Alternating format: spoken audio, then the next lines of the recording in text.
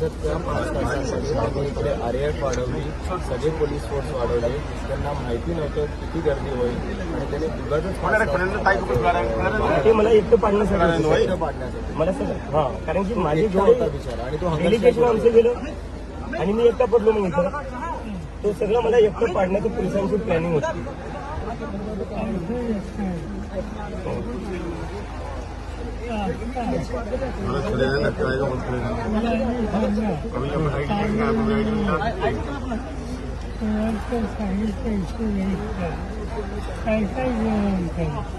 Demand जातात एक तर हे काय की एक तर धर्मेंद्र प्रधानचा राजीनामा, दुसरं 1 करोडचं कंपन्सेशन भेटलं पाहिजे ज्या ज्या नीटच्या स्टुडंट्सला. आणि तिथं सोनम वांगचुकची इमिजिएट रिलीज झाली पाहिजे, कारण की त्यांच्यावर उपचार चालू आहे दवाखान्यात. त्यांचं उपोषण अजूनही चालू आहे.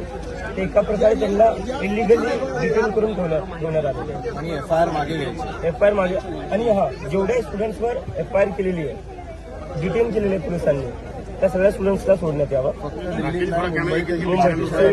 एफआयआर केलेले all over India. All over India.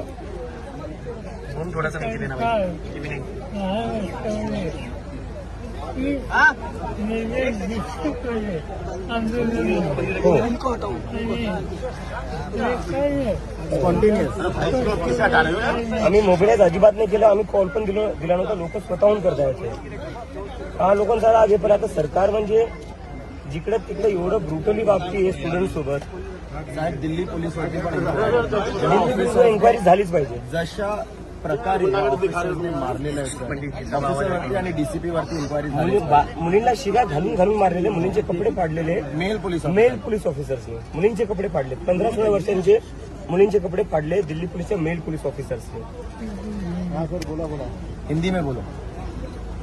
Delhi के जो पुलिस ऑफिसर्स है, मेल पुलिस ऑफिसर्स जो मर्द थे, उन्होंने 15-16 साल की लड़कियों के सर जो मेल पुलिस ऑफिसर्स थे दिल्ली पुलिस के, उन्होंने 15-16 साल की लड़कियों के कपड़े फाड़कर उनको पीटा है.